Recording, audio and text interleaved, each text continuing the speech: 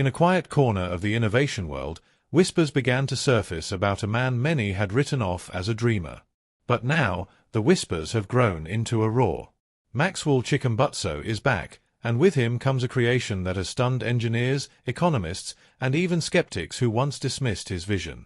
At the center of this storm is a sleek, modestly priced vehicle, a car that costs just $14,000 yet promises what was long considered impossible: the ability to run endlessly without fuel, without charging, without limits. The announcement alone was enough to ignite curiosity, but when the first demonstrations began, jaws dropped. Imagine watching a car glide smoothly across the highway, hour after hour, its dashboard showing no signs of battery depletion, no stops for gasoline, no connection to a charging port. Witnesses could only ask themselves the same question over and over: how? For decades, the global automotive industry has been shackled by the constraints of energy.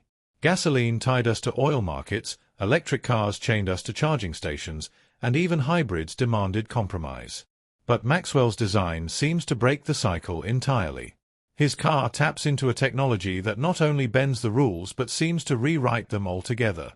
Engineers from around the world who were once confident in the limits of energy storage now find themselves puzzled, watching a real-world vehicle laugh in the face of physics they thought they knew.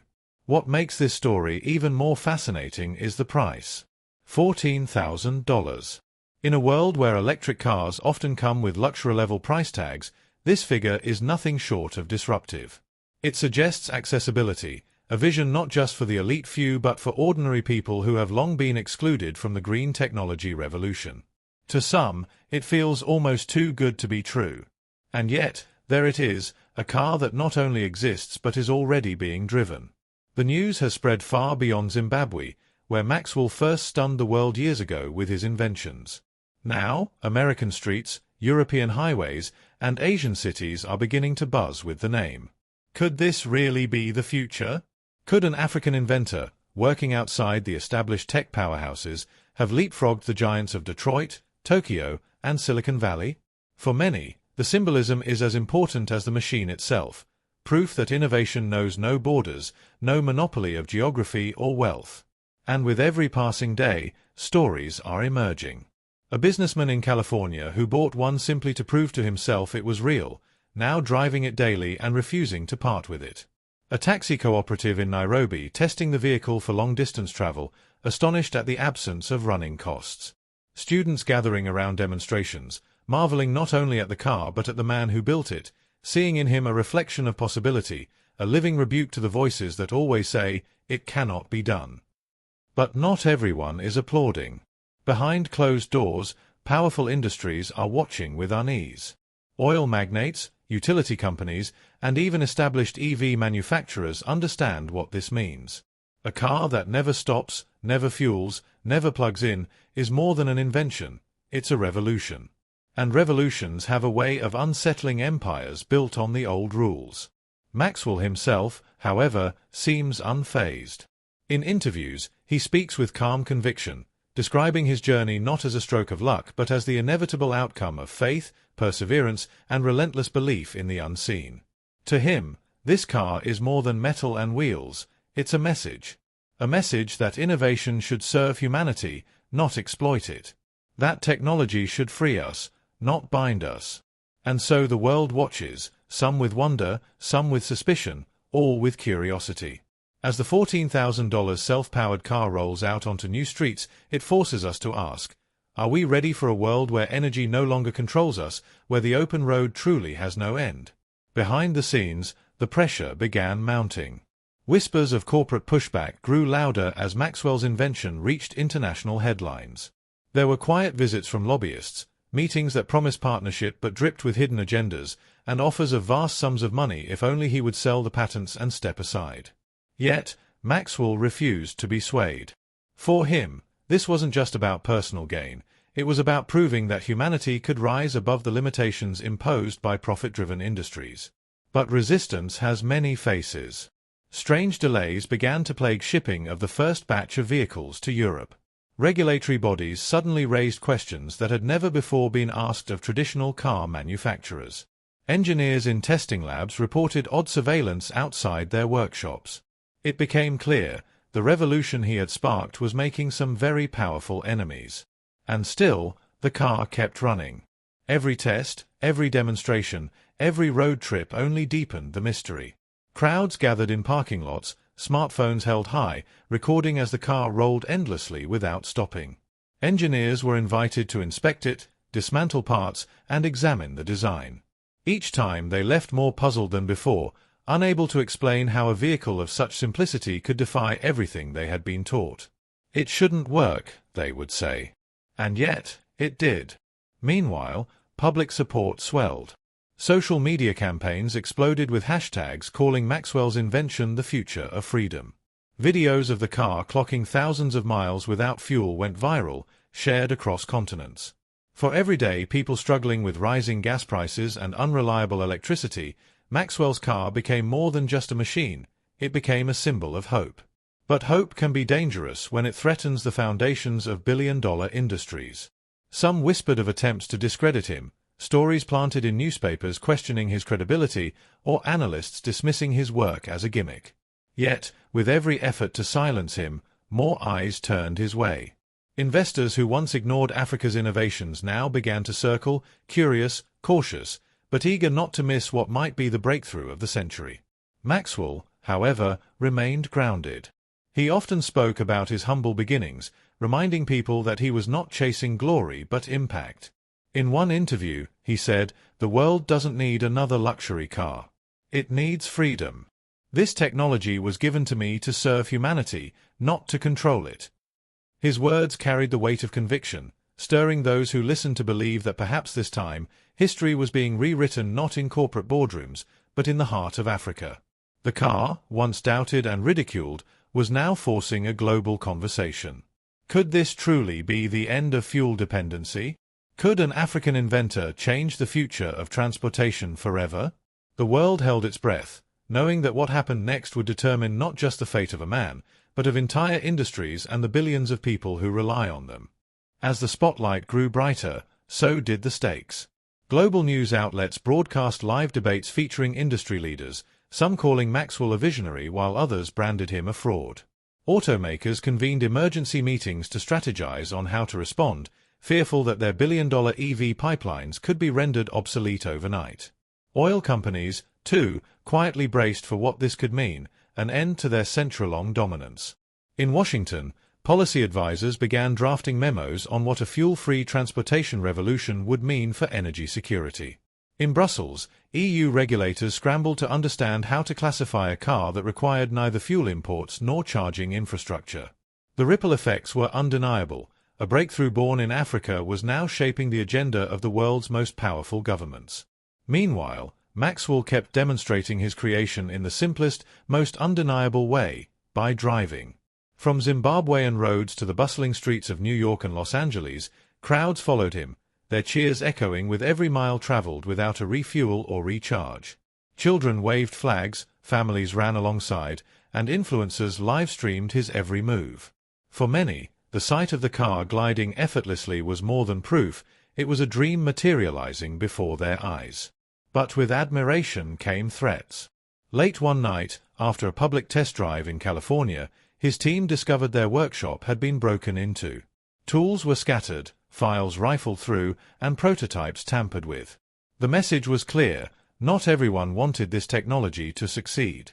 Maxwell addressed his supporters the next day, calm but resolute. If this invention belongs to humanity, then no amount of fear or sabotage can stop it.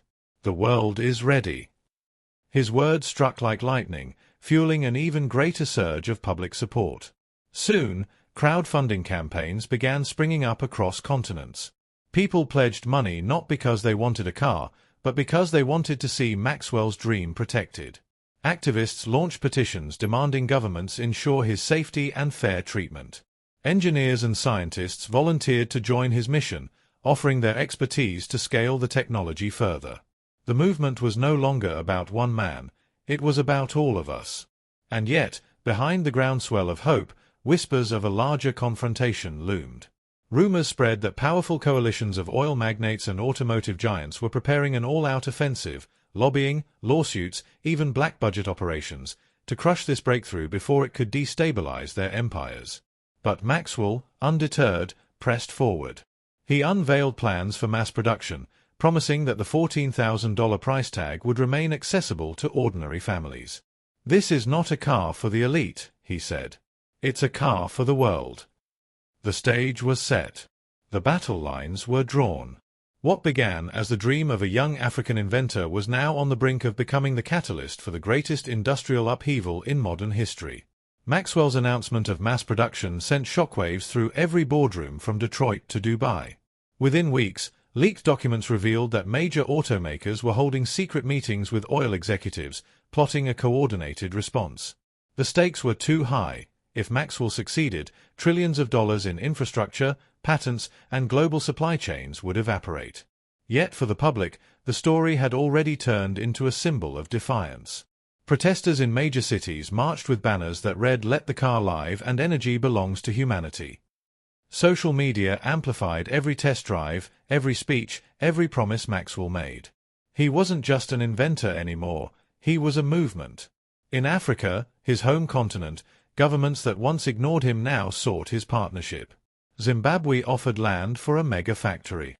Nigeria's energy ministry extended invitations, promising to integrate his technology into their struggling grid. South Africa proposed regional collaborations, positioning Maxwell's EV as a Pan-African triumph. For once, Africa wasn't seen as a passive consumer of Western innovation, it was leading the charge. But the resistance was relentless. Maxwell's legal team was hit with a barrage of lawsuits claiming patent infringement, even though his coil design was entirely his own. Media outlets tied to oil money launched smear campaigns, branding him a fraud and dangerous dreamer. Behind the scenes, his engineers reported unexplained surveillance, intercepted communications, and sudden visa denials when attempting to travel abroad. Still, Maxwell kept moving forward. In a packed stadium in Johannesburg, he unveiled the first prototype of his production-ready car. Cameras zoomed in as he opened the hood to reveal the compact coil system, humming softly, without a drop of fuel or a single battery pack. Then, with thousands watching, he pressed the ignition, and the car rolled forward, smooth and silent, its motion powered by nothing but the invisible force his invention captured. The crowd erupted, their roar echoing across the world. That same night, CNN, BBC, and Al Jazeera broadcasted the demonstration live. Analysts couldn't agree on what they had witnessed. Some called it the dawn of a new age, others dismissed it as clever stagecraft. But ordinary people saw something undeniable, a car moving without fuel or charging. In Washington, the Department of Energy issued a cautious statement calling for independent verification. In Silicon Valley, investors quietly began reaching out, eager to back Maxwell's vision before it was too late. And in Beijing, whispers spread that China was already developing a parallel version, using leaked blueprints from one of Maxwell's hacked servers. The global showdown had begun, and the world's most powerful industries were bracing for a fight unlike any they had ever faced. Yet, at the center of it all stood Maxwell Chikumbutso, calm, determined, and unshaken, his eyes fixed not on the battles of the present, but on the future he knew was already unfolding. As pre-orders for Maxwell's $14,000 car flooded in from every corner of the globe, the pressure mounted to deliver. His small workshop in Harare could no longer keep up with demand, so he moved forward with a bold plan: the construction of the first Saith Technologies megaplant, a sprawling facility that promised to roll out tens of thousands of self-powered cars within a year. Drone footage of the construction went viral, showing massive steel frames rising against the African sky. For many, it symbolized a seismic shift. Africa was no longer just the testing ground for foreign products, it was becoming the birthplace of disruptive technology. But as the factory neared completion, the attacks escalated. A mysterious fire broke out in one of the supply warehouses, destroying critical components. A high-profile banker, who had publicly pledged financing for the project, suddenly withdrew under personal security concerns. Maxwell even revealed in a press conference that several of his engineers had been approached with bribes, offers of millions of dollars to walk away and abandon the project. Then came the moment that changed everything. The first fleet of production-ready cars rolled off the assembly line. Painted in bold green and silver, each bore the emblem of Saith Technologies, and their launch was celebrated with a parade through Harare's streets. Crowds lined the roads, chanting Maxwell's name as the cars glided past, silent, sleek, and without exhaust. International media called it the day the oil age ended. Share prices of major energy companies trembled. Lawmakers in Europe proposed emergency regulations to prepare for energy transition shocks. Tesla, for the first time in years, faced questions about whether it was truly at the forefront of innovation, or if the crown had shifted to Africa. But behind the scenes, darker forces were regrouping. Rumors spread of coordinated efforts to block Saith cars from entering foreign markets. Anonymous insiders leaked that certain governments were even considering banning the import of the vehicles under the guise of safety concerns. Still, Maxwell pressed on. In his words, "This car is not just a product. It is proof that humanity can be free from the chains of fuel and charging stations. And no amount of fear or intimidation will stop this future from arriving." And with those words, the battle entered its most dangerous stage yet. Because when one man disrupts trillions of dollars of entrenched power, the fight to silence him becomes a global war. The global rollout phase began with a single announcement that sent shockwaves across the world. Saith Technologies had struck a deal with an American distributor.